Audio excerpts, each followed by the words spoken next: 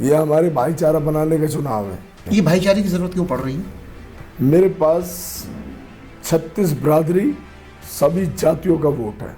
उत्तर प्रदेश विधानसभा चुनाव के पहले चरण का मतदान 10 फरवरी को होना है और ये पूरा इलाका जो पश्चिमी उत्तर प्रदेश का वो हिस्सा जहाँ पे करीबन 70 सीटों पर मतदान होना है, उसमें सबसे महत्वपूर्ण है गौतम बुद्ध नगर और गाजियाबाद। मैं ये बात इसलिए कह रहा हूँ क्योंकि गौतम बुद्ध नगर और गाजियाबाद ये दोनों इलाके पिछले सालों में बीते समय में भाजपा के खाते में रहे और उसके पहले वो बसपा के गढ़ माने जाते थे। सपा का कहीं रोल नहीं होता था। लेकिन इस समय जो हमारे साथ मौजूद है वो साहिबाबाद विधानसभा क्षेत्र से अपना पर्चा दाखिल कर चुके हैं। अमरपाल शर्मा जी सपा और रालोद गठबंधन से चुनाव मैदान में उतरे हुए हैं। इनके सामने है सुनील शर्मा जो कि भाजपा से हैं। इतिहास ये है कि अमरपाल शर्मा जी इंडियन नेशनल कांग्रेस से भी चुनाव लड़ चुके हैं और बसपा से भी लड़ चुके हैं। हर बार एक खासियत ये रही है कि इनके वोट की जो मात्रा है वो स्थिर से दिखती है। कहने का मतलब कि कॉम्पैक्ट वोट एकदम बधा हुआ वो दिखाई देता है। जानते हैं अमरपाल शर्मा जी से कि आने वाले जो दिन हैं, मुश्किल से अब एक हफ्ता बचा हुआ है, इसमें स्ट्रेटेजी क्या है और ये कैसे उस संख्या को बढ़ाएंगे कि जीत हासिल कर सके। अमर सर धन्यवाद। सबसे पहला सवाल सर ये है कि जो भी आपका मैं देख रहा हूँ 1.25 लाख के आसपास का वोट आपका बधा बताया है। मैं इसलिए ये बात कह पा रहा हूँ क्योंकि जब भी आप चुनाव लड़े हैं तो आप लगभग इस तरीके से अपने वोट बांधे हुए हैं। एक बहुत महत्वपूर्ण बिंदु है कि जब आप संसदीय का चुनाव लड़े थे, राजनाथ जी के खिलाफ ही लड़े थे शायद आप जी, तो उसमें आप हार जरूर गए थे, लेकिन उसमें भी आपका जो वोट प्रतिशत था वो ऑलमोस्ट स्थिर था। जी। ये करिश्मा आप कैसे किए रहते हैं कि अपने वोट बांधे हुए हैं आप? देखिए, वोट की जहाँ तक बात है, मैं बराबर अपने लोगों के संपर्क में रहता हूँ। चुनाव के समय संपर्क में आना अलग बात है, लेकिन चुनाव हो जाने के बाद भी संपर्क में रहना ये बहुत इम्पोर्टेंट बात होती है। यही कारण है कि जो मेरे लोग हैं, जो मेरे से टच हैं, वो लोग मेरे से अलग नहीं जाते हैं, वो मेरे साथ रहते हैं। इस बार क्या उम्मीद है आपको? चुनाव जीत रहे हैं हम, बहुत अच्छा चुनाव जीत रहे हैं, बढ़िया से चुनाव जीत रहे हैं। ये बात क्या सपा की जो हवा बह रही है या जो परिस्थितियां स्पेकुलेशन चल रही हैं उसके आधार पे कह रहे हैं? नहीं नहीं, ऐसा नहीं है। सपा की लहर तो है ही है, लेकिन हम लोगों का रुझान देख रहे हैं। लोगों ने जो 5 साल में देखा है, जो लोगों ने दर्द महसूस किया है, लोग अब उसको फील कर रहे हैं कि हमसे गलत हुआ था, इस बार हम गलत नहीं होने देना चाहते। और लोगों ने मन बना रखा है कि हम अमरपाल शर्मा को वोट करेंगे, साइकिल को वोट करेंगे और यहाँ से सीट जिताएंगे। अमरपाल जी, एक महत्वपूर्ण बात यह है कि जो आप कह रहे हैं कि लोगों ने मन बना रखा है और लहर है, लहर पे तो अभी भी विरोधाभास है कि लहर है भी कि नहीं है, ये विरोधाभास है। आपको ऐसा लग रहा है कि लहर है? देखिए, आप जो कह रहे हैं विरोधाभास वाली बात, वो आप कह रहे हैं, मीडिया कह रही है, भाजपा कह रही है कि लहर नहीं है। जनता लहर दिखा रही है। भाजपा अपने सभी सिस्टम को इस्तेमाल करते हुए रैली करती है और पूरा रेलम पेल पैसा फूकती है, तब उसकी कुर्सियां खाली रहती हैं। हमारे राष्ट्रीय अध्यक्ष अखिलेश यादव जी ना किसी को पैसे दे रहे हैं, ना बस दे रहे हैं, ना डीएम से कह रहे हैं कि तुम भीड़ लाओ, लेकिन भीड़ इतनी आती है कि पैर रखने को जगह नहीं होती। गाजियाबाद में अभी अखिलेश जब आए थे प्रेस कॉन्फ्रेंस के दौरान, तो मैंने ये देखा कि वहाँ पे भीड़ बहुत थी, बहुत ज़्यादा भीड़ थी। वो तो किसी को बताया नहीं गया। पता ही शाम को लगा कल प्रेस कॉन्फ्रेंस है, नहीं तो वहाँ बहुत बड़ी भीड़ हो। नहीं, हम उस बात की चर्चा इसलिए कर रहे हैं कि वहाँ उन्होंने एक चीज़ कही कि ये चुनाव भाईचारे का चुनाव है। इसमें कोई दो राय नहीं है। ये कोई देश के मुद्दों का चुनाव नहीं है, ये हमारे क्षेत्र के विकास का चुनाव है, ये हमारे भाईचारा बनाने का चुनाव है। इसे हम देश से जोड़ के चुनाव को नहीं देखें। ये भाईचारे की ज़रूरत क्यों पड़ रही है?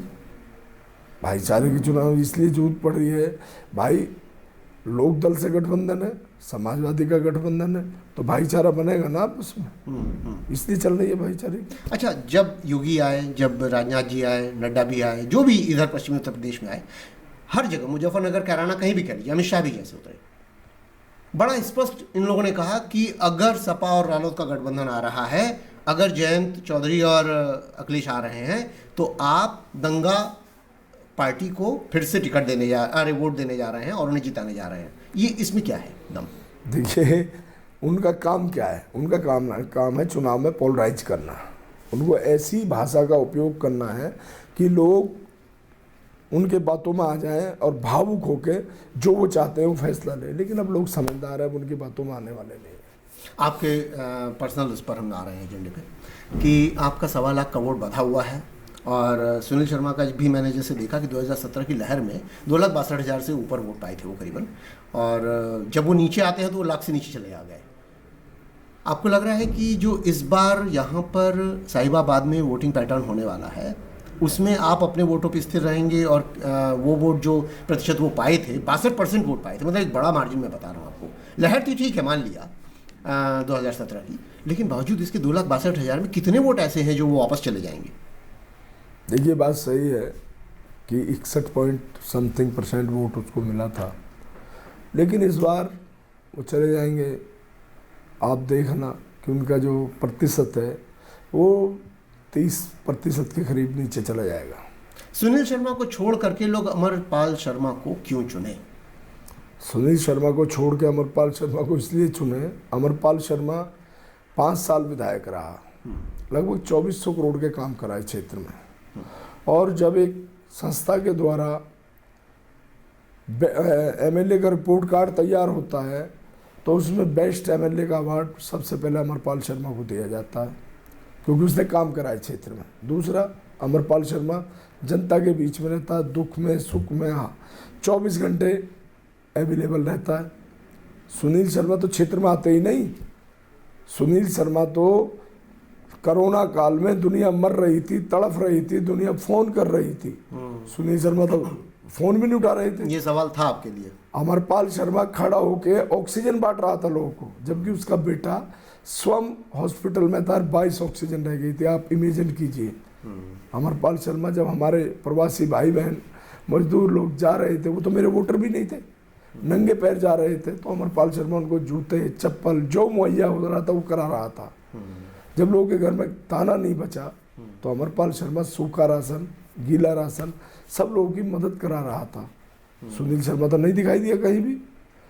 इसलिए वोट जनता करेगी कि ऐसे लोगों की यहाँ जरूरत नहीं है, जो लोगों को व्यक्ति का अपना एक जमीर होना चाहिए। ठीक है, राजनीति अपनी जगह है, लेकिन आप अपने स्वार्थ के लिए किसी व्यक्ति को फर्जी मुकदमों में फंसवा दो, और फिर जब चुनाव आए तो उसका प्रचार करो कि देखो जी इन पे ये मुकदमे हैं। कोई आदमी सवाल ये करे कि अगर ये बदमाश थे और इन पे मुकदमे थे तो वो एक ही समय में मुकदमे कैसे बन गए? 2 साल पहले भी होते, 3 साल पहले भी होते, एक आध मुकदमा तो होना चाहिए था ना। भाई, आपने जिस व्यक्ति का कैरियर डैमेज करने का प्रयास किया है तो जनता उसका जवाब देगी कि उसका कैरियर डैमेज नहीं होने देगी। जनता ने सब देखा है किस तरीके से फर्जी अमरपाल शर्मा को फंसाया गया है। क्यों रासुका लगाई अमरपाल शर्मा पे? क्यों गैंगस्टर लगाई? अमरपाल कोई गैंगस्टर है? अमरपाल शर्मा जैसा व्यक्ति जो आज तक किसी से 1 रुपया नहीं मांगा, उस पर आप एप्लीकेशन लगाते हो, मुकदमा दर्ज कराते हो कि 10 लाख रुपए फिरौती मांगी है? तो जनता इसका जवाब देगी ना। जनता तैयार बैठी है। जनता को आपने ये बताया है क्या? नहीं, जनता को मालूम है, और मैं बता भी रहा हूँ, आपके माध्यम से बता रहा हूँ, और जनता को मालूम है अच्छे तरीके से कि वो व्यक्ति ये काम नहीं कर सकता कभी भी। एक और महत्वपूर्ण पॉइंट है, 2017 में आप आईएनसी से लड़े। आईएनसी का कोई स्टैंड नहीं होने के बावजूद आप 1.25 लाख लगभग वोट पाए। इस वोट में इस बार 2022 में कितनी बढ़ोतरी की संभावना है? लगभग डबल होने की संभावना पूरी है, 100%। इस बार जीत की उम्मीद है 2000%। बसपा वाली जीत को आप यहाँ वापस बिल्कुल लाएंगे। मुझे अपने क्षेत्र की जनता पे इतना भरोसा है कि आप कोई भी गारंटी मेरे से ले सकते हैं। जीत इस जनता की साहिबाबाद की होगी, अमरपाल शर्मा की। जातिगत लड़ाई बड़ी भयंकर है, मैं इस बात की और इंगित साफ साफ कर दे रहा हूँ। ठाकुर, ब्राह्मण, यादव, मुसलमान, धर्मगत जातिगत जो लड़ाई चल रही है इस बार, ये बड़ी भयंकर है। और यही आप कह रहे हैं कि भाजपा जो है वो मूव करने की कोशिश कर रही है कि किसी भी तरीके से ध्रुवीकरण किया जाए। आपको क्या लगता है कि आपके पास कौन सी ऐसी जातियां और कौन से ऐसे लोग हैं जो आपके संपर्क में हैं? मेरे पास 36 बिरादरी, सभी जातियों का वोट है, क्योंकि अभी आपने जिक्र किया था भाईचारे का, इसी को भाईचारा कहते हैं। ये हमारा भाईचारा जो है इतना मजबूत है। नहीं ठीक है, भाईचारा तो मैं समझ रहा हूँ, वो सब है हमारे पास। मतलब आपको जीत की उम्मीद पूरी है? 2000% बोल रहा हूँ मैं, 100% नहीं, 2000%। चलिए मान लिया अमरपाल शर्मा जीत गया, विधायक हो गए जी। एजेंडा क्या है पहला आपका? पहला एजेंडा मेरा ये है कि देखिए, मेरे क्षेत्र में एक डिग्री कॉलेज होना चाहिए, सरकारी अस्पताल होना चाहिए, और खोड़ा जैसी कॉलोनी में या ट्रांसजेंडर लाजपत नगर शालीमार गार्डन की तरफ जहाँ भी पानी की दिक्कतें हैं वहाँ हर घर में पानी जाना चाहिए।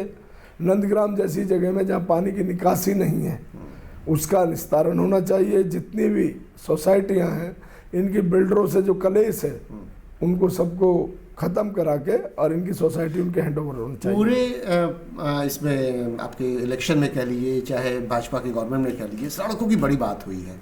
अमरपाल शर्मा का जहाँ कार्यालय है उसके ठीक बाहर की सड़क बड़ी खराब है, वो एजेंडे में नहीं आएगा?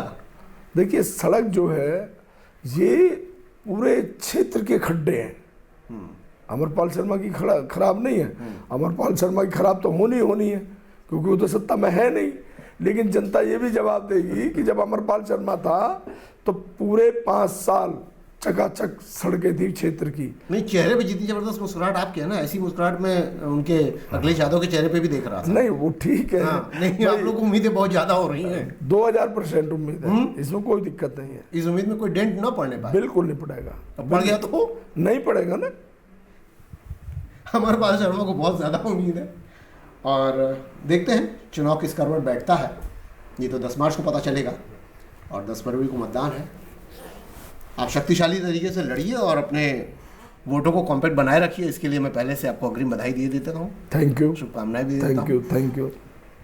बाकी बातें होती रहेंगी। अमरपाल शर्मा के इलेक्शन के बाद जीत होती है कि हार होती है, देखा जाता है। राष्ट्रपति टीवी देखते रहिए। मैं हूं रिकेश कुमार सिंह, सबसे पहले भारत।